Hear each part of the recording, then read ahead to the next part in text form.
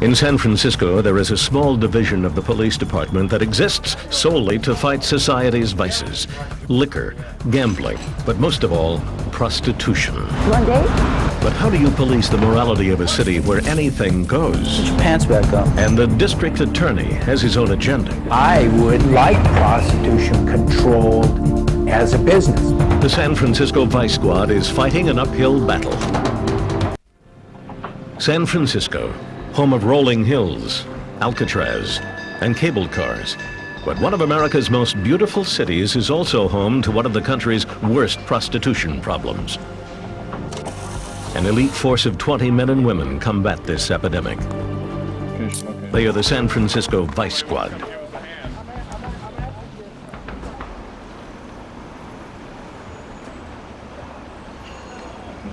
Friday night, the Tenderloin District, one of the city's seediest neighborhoods. The Vice Squad is doing a rooftop stakeout. I think Gian and Lisa, they went that way. Officer Sergio Chin, a 2.5-year veteran of Vice, keeps a watchful eye on the prostitutes while his partner, Mark Lantrip, a relative newcomer to the squad, patrols the streets below. Where you at? I'm stuck in traffic on Larkin and Geary. In California, solicitation for prostitution is only a misdemeanor, and the squad uses a variety of different laws to get the girls off the street. If the hookers stop cars or hold up traffic, Vice could arrest them for public nuisance. I'm in the middle lane right now. The San Francisco Vice Squad makes close to 4,000 prostitution-related arrests every year. And on a typical Friday night, the streets are overrun with hookers. Got a lot of them out, huh? Yeah, 10-4. 3 girls walking westbound on Gary towards Polk. There's like 3 of them, Gian and them, right on Gary and Larkin, so. Officer Chin knows the hookers well and spots some familiar faces from the rooftop. Oh my God, she's back. The hunt is on. Go ahead, just come by. Come pick me up. By the time Chin makes it to the street, the girls have ducked into a local bar, trying to hide from the officers. Get over here.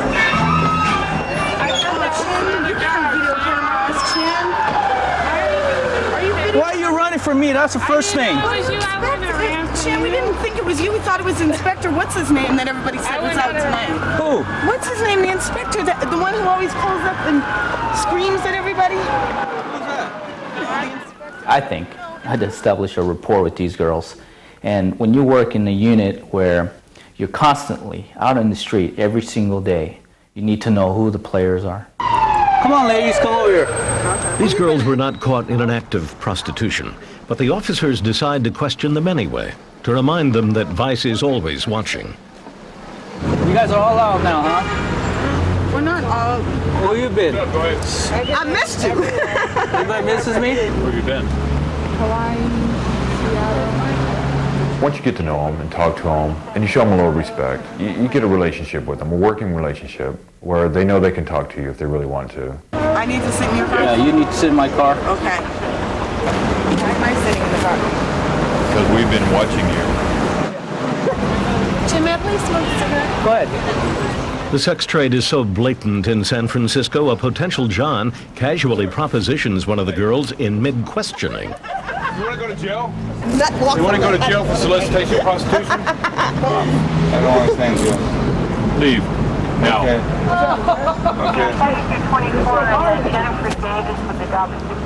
Officer Chin runs background checks on the girls. He's looking for any possible reason to take them off the street. Sit in my car. We got a warrant for $2,200. Sit in my car. Sit in my car.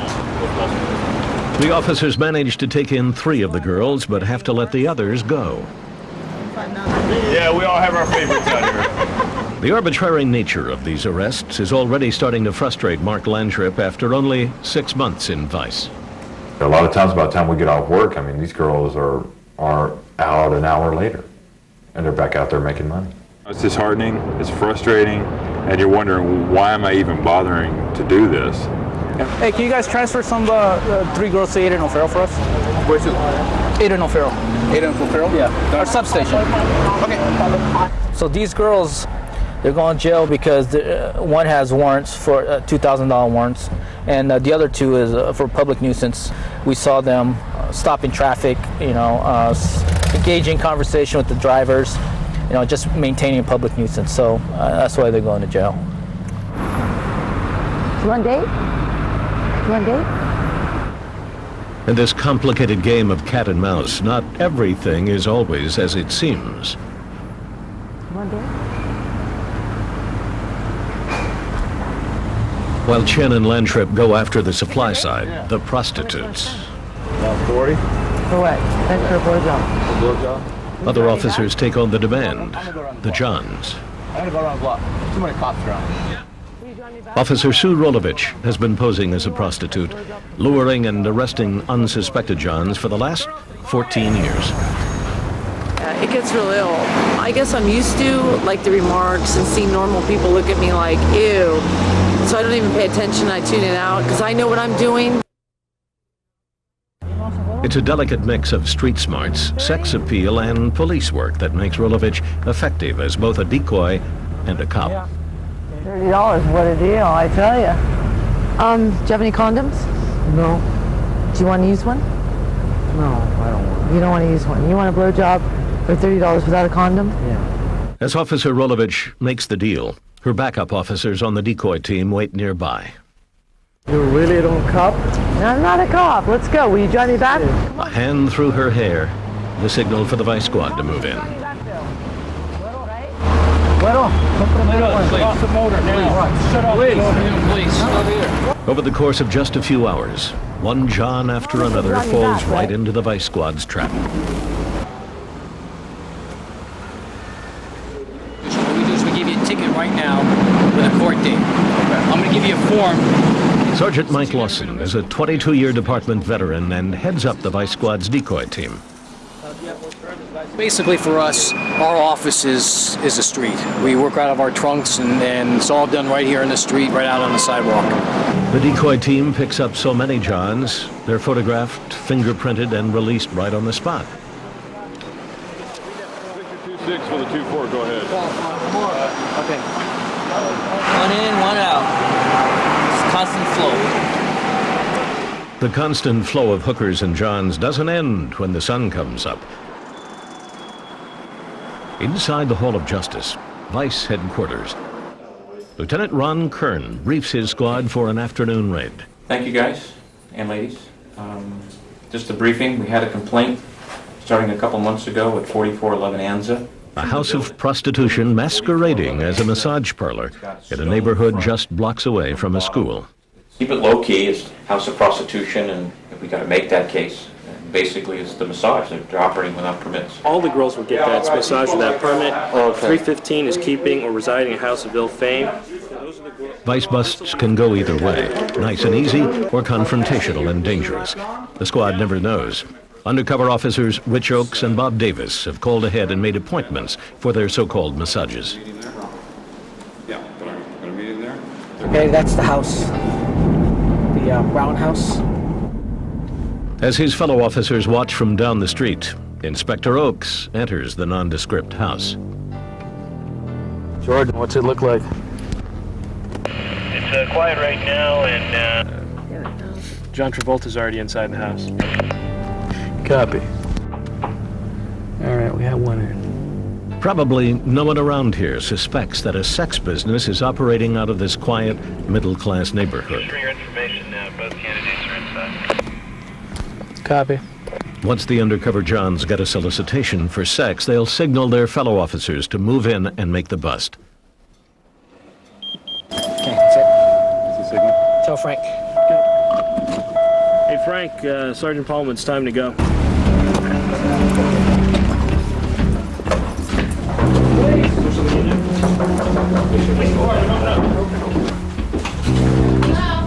Hey, police department. Good night, ladies. Hi, police department. Please. The girls working here are young, beautiful, high-class hookers. They could be anybody's next-door neighbor or daughter. Everybody in this house is under arrest. Everybody's going to jail. If you don't want to talk to us, that's okay. If you want to talk to us, that's fine. Who's in charge of this house? I have no idea. All money from any of the girls. So if they have any money in their purses or anything, that's being booked. That's being seized. Okay. After they're arrested on the massage offenses, the officers look for clues to tie the girls to more serious prostitution charges. I found money in this trunk. I want to know whether it's your money. We just don't want to make sure it gets lost when anyone. Right. So no one says. Take what you need to take. No, it's not what I'm telling you. There's money in here. I'm asking you, is this your money here? And I'm telling you that I'm not going to answer that question right now. No problem. Okay, I'll tell you what. You don't be a smart ass. I won't be a smart ass. Even though this high-class brothel will be closed down and the girls taken in for questioning, everyone knows the girls will most likely be released within a few hours. For the officers of the San Francisco Vice Squad, a good relationship between partners is essential. Oh, yeah, it's all you. You build up a cohesiveness with your partner, a trust. I trust a guy with my life. Come on! Look it up. You know, I push him, he pushes me. You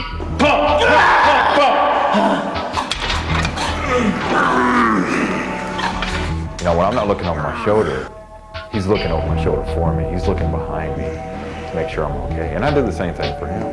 Come on. Being a police officer, you need to trust your partner with your life. If you don't, then you need to change partners.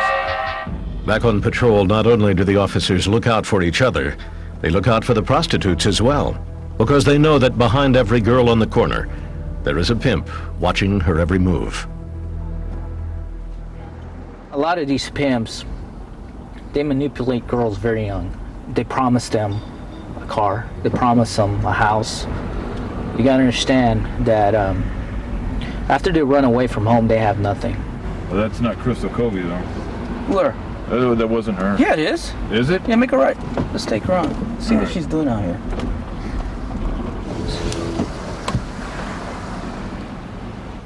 This is one of the prostitutes that's been arrested 120 times for vice-related crimes. Crystal, what are you doing? Want to say hi? Who is it, Eddie? Huh? Is it Eddie? Is that Eddie? Yes, it What would I want to talk to him? Crystal, a familiar face, is on the phone with her pimp, who is also the father of her child. Chin lets her know he's watching. He has no reason to arrest Crystal yet. I gotta go to one. You gotta do what you gotta do, okay? Okay. Eddie, you said hi. Okay.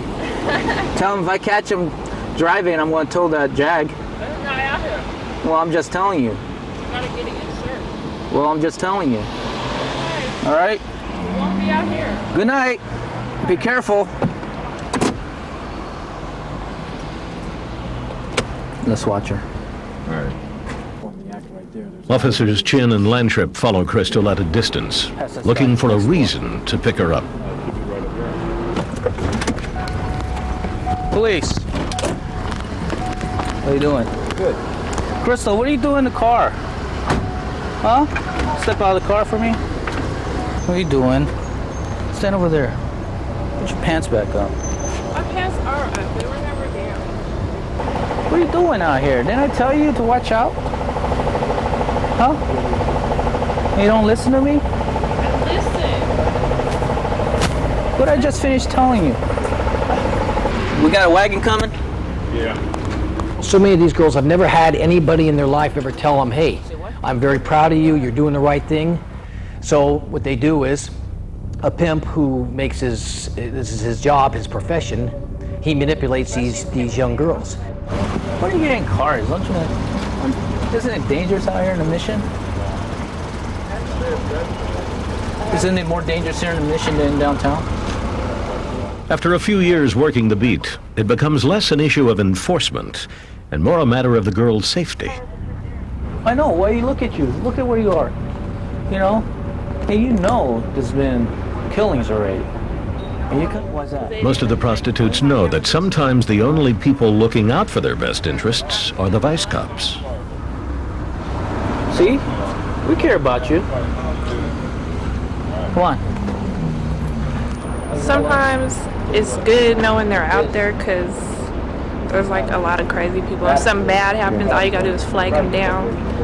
At the same time, like disrupting my whole night. So. Officers Chin and Lantrip take Crystal in for questioning, just like they have done 100 times before. When you first made contact with the gentleman, how was contact made? Eye contact. Eye contact? Yeah. All right, kiddo, you're out of here, okay? No more. If I catch you again, you better go home tonight. You understand? They tell Crystal to go home, but they know she can't go home until she makes her quota for her pimp. For Mark Lantrip, the frustrations are starting to build. Time and time again, same girls over and over. Unfortunately, it's an ongoing thing, and there's not much change in it. So, as far as the impact, I actually feel it's very little. I wish we could do more, but that's the way our system's set up. Prostitution itself is really a nuisance. San Francisco District Attorney Terence Halinan acknowledges the lack of prosecution for prostitutes, but he says the liberal attitude of the populace influences his office's action. Our office does not make it any kind of priority issue. The judges, to be honest, don't want those cases in their courts. They don't regard them as serious, and if we go to trial, the juries very often refuse to convict, so they're not cases that we want to spend a lot of energy on. There's a lot of frustration on the part of the Vice Squad that I definitely feel, but that's the way it's going to be. Although the work Vice does can be frustrating, the officers find solace in the cases they see as making a difference. You got my page. Page me when you get in, okay? Mike Lawson and Susan Rolovitch are leading a bust on a local escort service. Many escort services tread the line between being a legitimate business and just an ad for a pimp. Do we have any boxes or anything? Yeah. There's probably no greater satisfaction in working in this type of business is getting a pimp. Any boxes or anything? Officer Rolovitch has infiltrated the escort service as a working prostitute and gained the trust of the pimp. What the public and people don't realize, it's not just, two consenting adults, sex for money. That's not what happens. All the prostitution on the streets is run by pimps. Before she calls the pimp to arrange a meeting, Officer Rolovitch sets up recording equipment so she can use the call later as evidence. Yeah, I should be here till about 5:30. Till 5:30? Okay. And have you talked to Liz? Officer Rolovitch tries to make it clear on tape that the pimp is talking about sex for money. This guy paid $600 for 2 hours? Okay. But he only had sex once. So it was pretty easy again. It was pretty easy again. Yeah. Well, that's the idea. Keep them coming. Yeah. Sergeant Lawson leads the briefing. The pimp is going to be on Fulton Street. This is where he has his office, where he has the contracts, where he interviews the girls. He's already made one money drop to this guy on Fulton Street. And we're going to do one more money drop tonight. It's supposed to be $210 for 2 hours last night. Now that since he thinks I've worked for him a couple more times, he might, at first they're really like, oh God, I don't know her, I can't say too much, she might be a cop, but, so maybe tonight, who knows what he'll say, Inside the pimp's office building, Sue drops off the money, while the other vice officers wait right down the hall to move in and make the bust.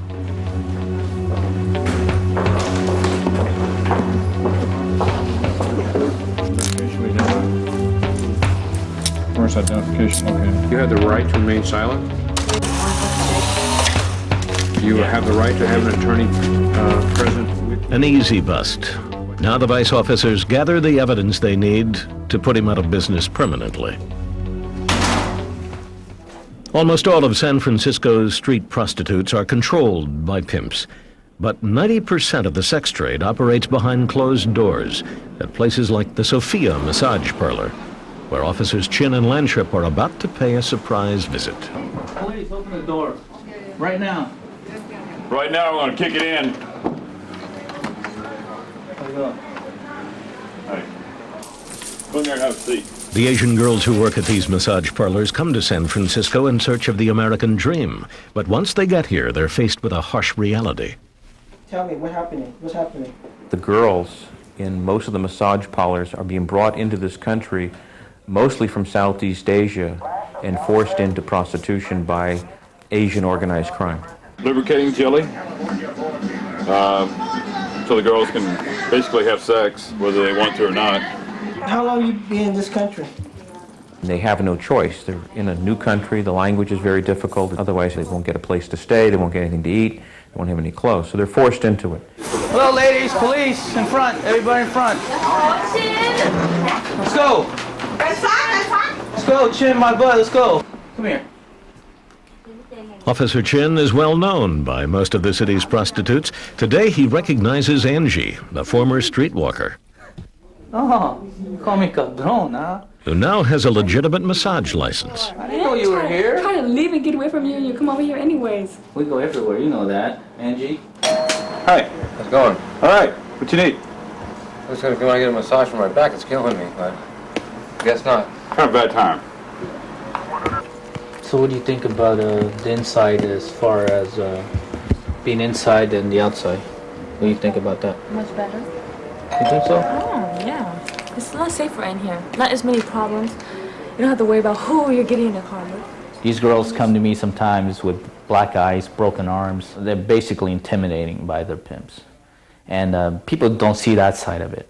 You just see it's a victimless crime. It is not a victimless crime. The prostitutes are victims. Okay, kiddo. Be good, huh? Always, Chin, always. Angie, though still a prostitute, is one of the few streetwalkers lucky enough to have escaped her pimp. You have any gun in the purse? Oh, yeah, too. Okay. And Chin knows that's at least a step in the right direction. What would happen if Vice wasn't here, if we in uniform, the patrol division, if we weren't taking enforcement action? Your streets would be overrun with pimps and prostitutes. You'd have actual warfare out here on these corners with them claiming territory. Lieutenant Joe Dutto headed up Vice for the last 4 years. Now, as commander of a street patrol unit, he deals primarily with street crime and drugs. You're not trying to flag people down, I hope. Okay. After 24 years on the force, he understands the relationship between drug addiction and prostitution. This is the low of the low coming out here to the mission. This is where your speedballers, the people that use heroin and cocaine, they're so addicted. They're out here 24 hours a day, every waking hour that they could stay awake, trying to earn that money to feed that drug habit. She's trying to ignore me. I'm going to go out and take her on. Lieutenant Dutto spots a crack addict, a known prostitute, and decides to check her out. Excuse me. Take your hand out. I got a needle this one. I know, I can see it. That's why. Is it loaded? No, it's not. 80% of all street prostitutes are addicted to drugs. Close your eyes. When was the last time you took codeine? This morning. I've taken her for hours. When you open up, look straight over my shoulder. Okay? Lieutenant Dutto checks her pupils to see how dilated they are. Follow the tip of my finger with your eyes, okay? Keep your head still. And does a number of other tests to try and determine what other drugs this woman is on. But the track marks on her arms reveal all he needs to know. Okay, I'm gonna take your pulse, relax. Her pupils are down to 2.0 millimeters, non-reactive, which is way down below normal, which shows that someone's under the influence of heroin. But now her pulse is up fairly high. She's up above 90, which shows that she's doing a combination of heroin and cocaine. Dutto runs her name, part of his scare tactic to get her off the street. She should have priors. Hold on. How do you spell the name you got arrested under?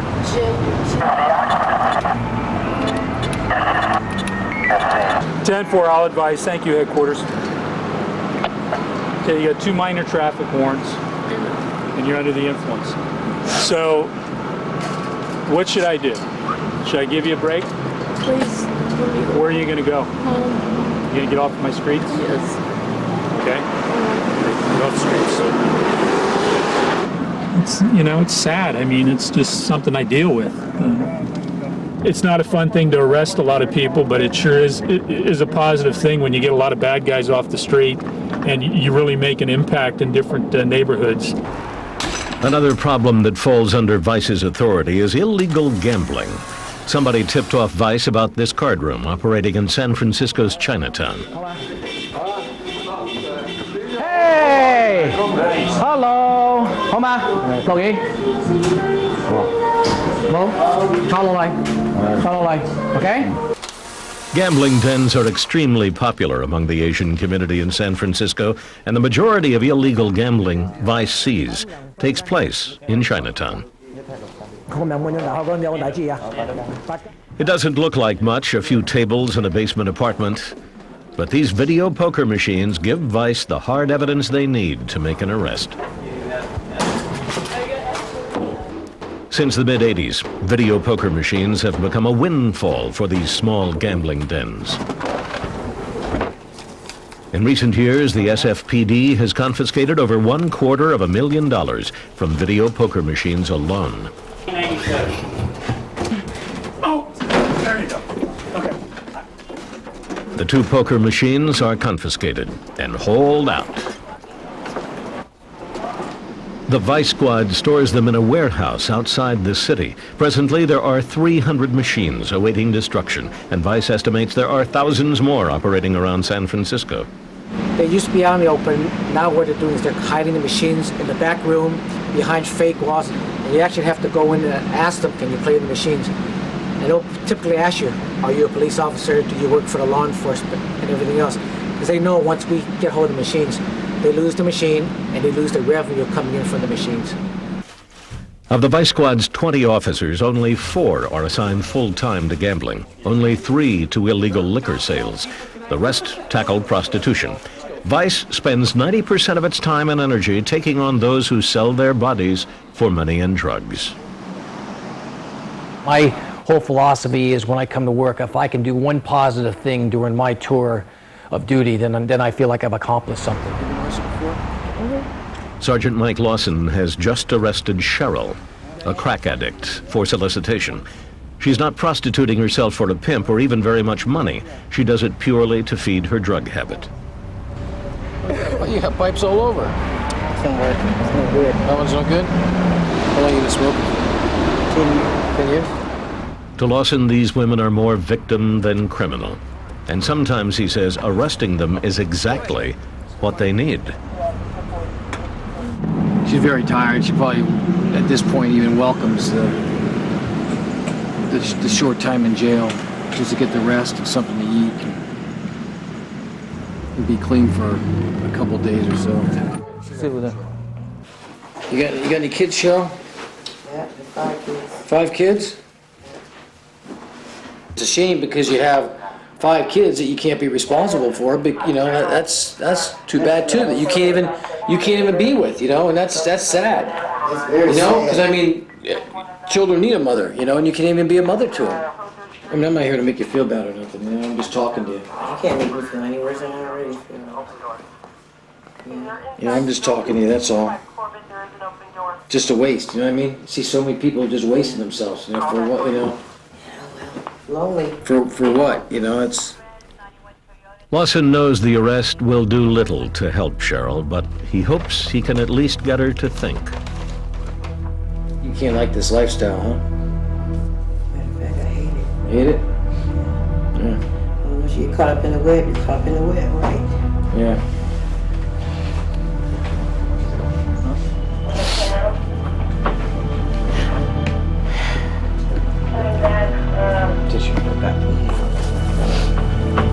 You know, prostitution gets to be a way of life, and after a while, you can't even think about settling down on one man, you know what I'm saying?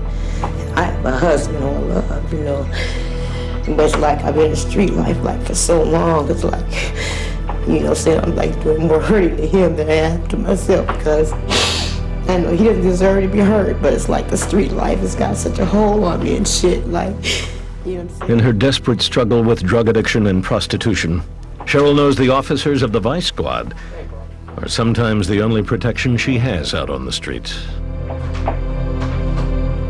I don't really know what we would do without cops. I don't know what life would be like without them, you know. I'm not saying I like them, you know what I'm saying? I like what they stand for, but without them, I wouldn't want to be part of the world. You know what I mean? Hey, what would we do? Officer Sue Rolovitch, the Vice Squad's star decoy prostitute, is also a divorced mother of 4 and sees no reason to hide what she does from her children. So, I just want to be open with them, and hopefully, like I said, they'll learn. They'll grow up and they won't do those things. I just feel like you need to be honest with your children. And they've asked questions, like they always go, Mom, they'll see the way I'm dressed, and they'll go, Mom, are you going to go out and be a prostitute tonight? Who has practice tomorrow? I need to. I'm done, because I'm working. You're working all day tomorrow? Your coach can't drive you? These are like clothes I wear when I act decoy as a prostitute. And I keep them here, which is so easy access because I do it almost 3 nights a week. This is pretty funny because it's like goofy stuff, but it was just like so cheap. And I go, oh, that'll be so good for work.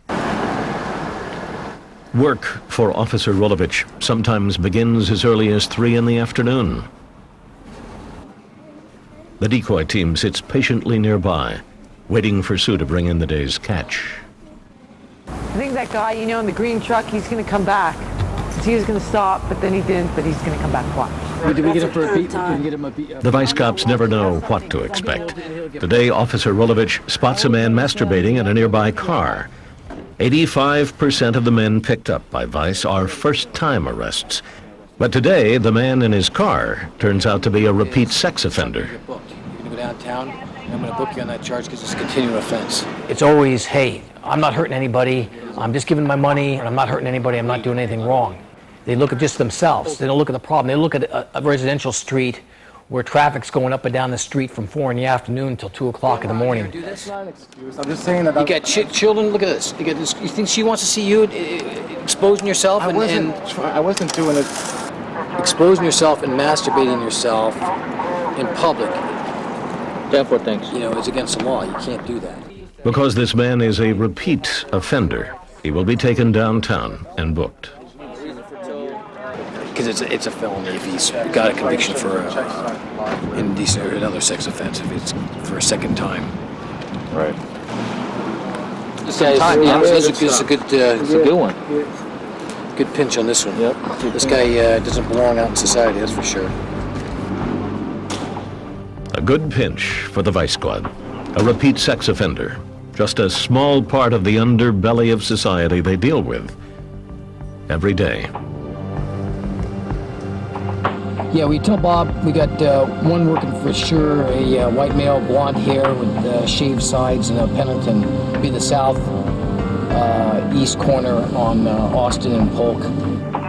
In a city known for its large gay community, 44% of all street prostitutes are men selling sex to other men. Spot down here to see.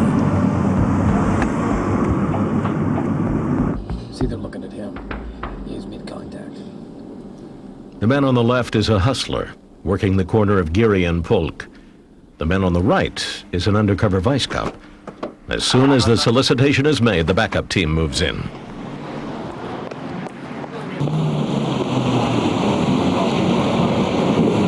Good time for he's just half a block away from the park. We got him invested in uploads. There are prostitutes. We know now. Are you HIV? Yeah. An HIV-positive prostitute. Just one. With a needle in his pocket, a very real danger that the vice cops face every day. Father River just gave it to me. Okay, hold on. It is capped. Good. What else? Is that it? That's it. Is there any other? 1/3 of male prostitutes in San Francisco carry the virus that causes AIDS. Been arrested for prostitution before? This man has never been convicted of prostitution before. If he had, he'd be facing a much stiffer penalty. Once you're convicted, you always get a test. You get tested. And if you are HIV positive and if you get arrested again, you're charged with a felony. Of all the male prostitutes in San Francisco, almost half are transsexual. I mean, if you look at them, they can basically trick some people. What's your name? Chantel. What's your boy name? But it used to be? Yeah. Louis. Louis? Even under the watchful eye of vice, Chantel makes a good living as a prostitute. And knowing that just adds to the cops' frustrations. These girls, some of them make 2 or 3 times as much money as we do, as we get paid. No, how much do you make in a year? $65,000-$70,000. Okay. Wow. Hello, ladies. Come here. Come here now. You better get over here. Although it's been only 6 months, Mark Lantrip is already considering leaving Vice because he feels the work he does is so futile. It's a little disheartening. It's like going to the beach and digging a hole at the beach with your hand. Every time you take out sand, you know, thousands and thousands more grains fall back into the hole. You're going. No, you're going. You're going. Am I going? Hey, look, you know the game, all right? And that's all it is, a game. You play, you got caught. Lantrip knows that to these young prostitutes, going to jail is nothing more than a nuisance. No, go. Tonight, he lets one girl go, but decides to take the other one in. What happened? What happened last week? You took me to jail. No, I let you go. Nuh-uh, you took me straight I to let you jail. go. Lantrip's taken in Alexis so many times, neither of them can keep it straight. Was it which one? Yeah. Now who owes who? Huh? All right. Case number, compared to the bigger cities, Oakland, Sacramento, San Jose, San Diego, Los Angeles, the girls will spend time in jail. I mean, they will do jail time. Well, here they spend the night in jail and they're released. They're gone. They're back on the street making money again.